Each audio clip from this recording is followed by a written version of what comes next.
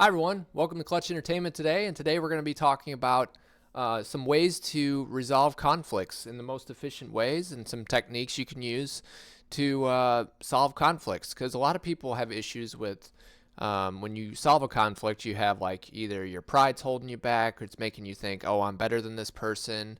Or you have other things where you're just like, I don't want to listen to them because my way is the right way. And we all have to get past that. We all have to focus on what the issue is. What's the problem that's driving this big dilemma?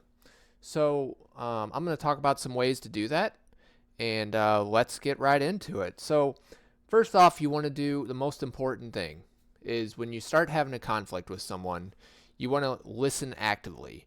And when I say listen actively, it's when I'm having a conversation. For example, when I'm talking to you right now, you don't want to say anything. Like, you have to listen right now because you can't say anything back to me, obviously. But that's what active listening is. So it's just listening and waiting to see what they're going to say first before you reply.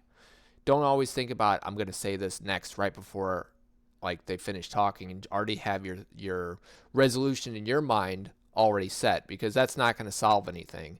That's just going to give you the mindset that I'm right, they're wrong. Because there's always a chance that you could be wrong, and it could be a possibility that you may not be in the correct situation, or you may not be the one that's correct in the situation. So that would be the most important thing. Listening actively, focusing on what their problem is and what's the issue, and at the main point of the conversation and the communication. So secondly, I would say, you want to stay calm, stay calm and collected. Stay, like, if someone's yelling at you, for example, like, I want it this way, blah, blah, blah, just be like, okay, what can I do for you? What's the issue that we're trying to solve? Like, having that calm demeanor drives the tempo of the conversation and allows you to be more content or more focused on what you're saying, and it allows you to let go of any kind of extra I'm right, they're wrong, because the more angry you're going to be, or the more angry they're going to be, either way, it's going to make the tempo of the conversation go up, and it's going to like make the temperature go up, basically. And so people are going to be yelling at each other, and then that's going to make both people emotionally damaged, I would say, and they just want to leave, or they just like get frustrated. Or it's okay to be frustrated. It's okay to be super angry, but it's not okay to lash out and yell and um, put yourself in a position to, just take everything out on somebody, because you just want to be in a situation where you're just taking care of what the issue is at bay. So the next thing I would say is, use I statements instead of you, because a lot of times we need to direct the conversation towards it's my fault, me. Like, don't use you said this, you did this, you wanted this, you cared for this, you took this. Like, when you say all those you statements, that gives them, it like puts everything on them and you have no responsibility. So, for example, if I'm talking to somebody and I don't like how they, I don't like the sound they make when they jump around, or they go caca or something like that, and they jump into your house and mess with stuff. This is how you would approach it. I really don't appreciate how you see, I just messed up myself.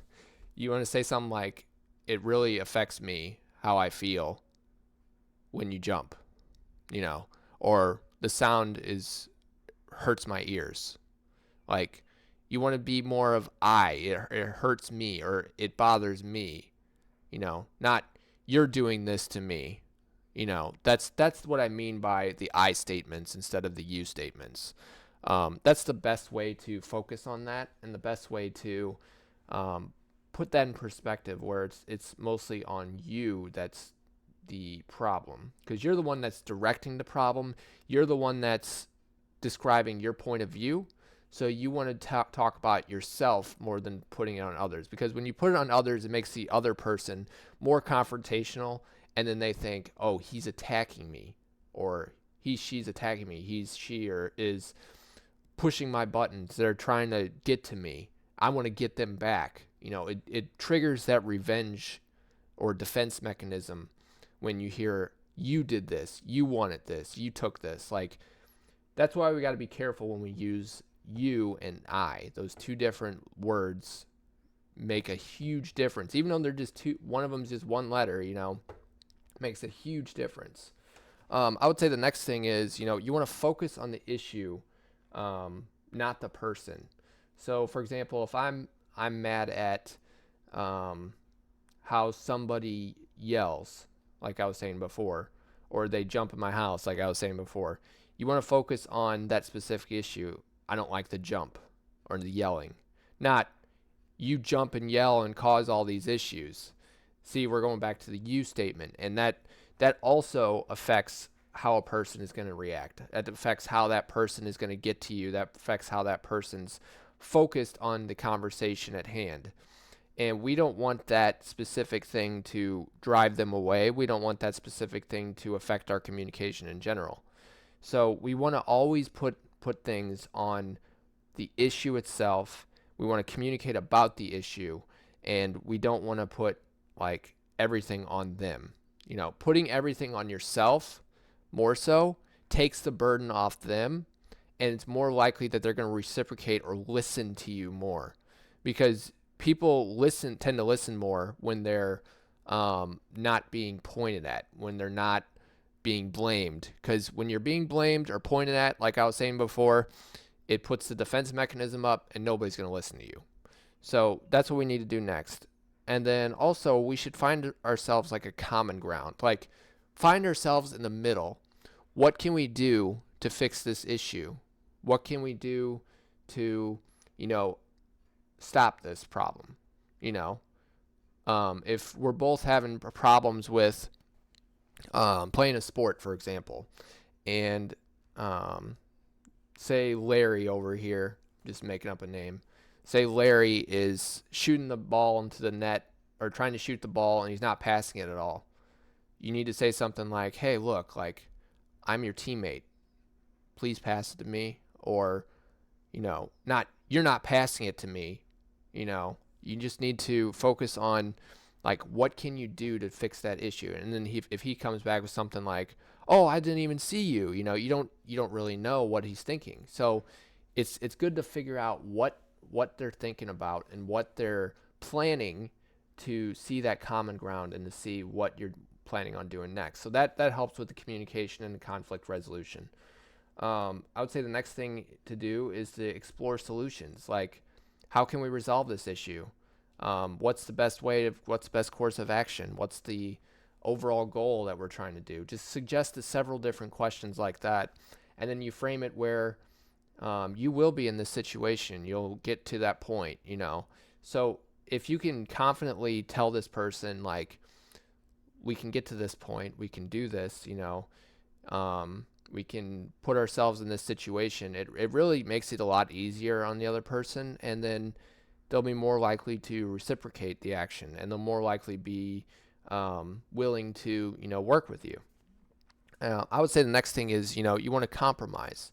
You want to put a middle ground. You want to, it's kind of what I was saying with the common ground. You want to put yourself where I'm going to sacrifice something for myself so they can sacrifice something for themselves, so we can find that ultimate goal of a resolution. So like, say I want to go to the store at 1 o'clock and they want to go to the store at 2 o'clock. We could say, is there any way we can go at 1:30? You want to find that middle ground. You want to put yourself in a situation where you both are able to have some input into the decision, and you're both able to, resolve it by, coming to the middle. If you can find some middle ground or some kind of compromise, like I'm saying, that really makes the conversation a lot easier, and you're able to resolve the conflict easier. So I would say the next thing is, sometimes it just takes some you going to relax and take a few moments and meditate on the issue. Sometimes, like, when I'm upset or I'm mad, sometimes I'm just like, okay, I just need to take a few moments and get out of the way of wherever I'm at and move and change the environment, and then just like relax, take a deep breath, think about what what I'm trying to do and how I'm trying to fix this. A good example of this too is even if it's just me who's having a conflict, or I'm having a conflict with myself, for example, and I'm just like, man, I just can't think of anything. I'm just trying to think of what I was trying to do the other day, and you just can't, think of anything. Change your environment, go to another room, focus on, you know, like the environment changes a lot of things about your mindset. That's why they say go for a walk when you're feeling like kind of anxious, or you're feeling like your thoughts are racing or something like that. It's just because like that change of environment takes you out of where you're at, and then it puts you in somewhere else where, you can, you know, think of something new, or gives you a new environment which gives you different thoughts. So that's the thought behind that. I would say the next thing is follow up with resolutions. So like, say you're talking with someone else and they're having the problem. I would go ahead and just say, hey, are we good? We good about this? Make sure that, cover your bases. Just make sure like they're not like still overly mad and they're just saying something to say something, even though it may not be resolved for them, but it's resolved for you. So that I would say that would be the next thing. And then the very last thing is, one of the most important things besides listening, like I was saying in the beginning, is learn from the conflict, learn from the experience.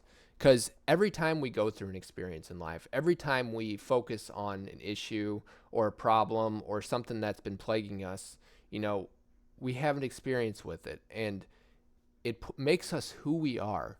So we need to learn what we can do differently the next time, what we can put ourselves in the situation, and what we can promise ourselves the next time to be better. Because the ultimate goal of all of us in this world is to be better, to try to be better. We're all broken people, especially the way God created us.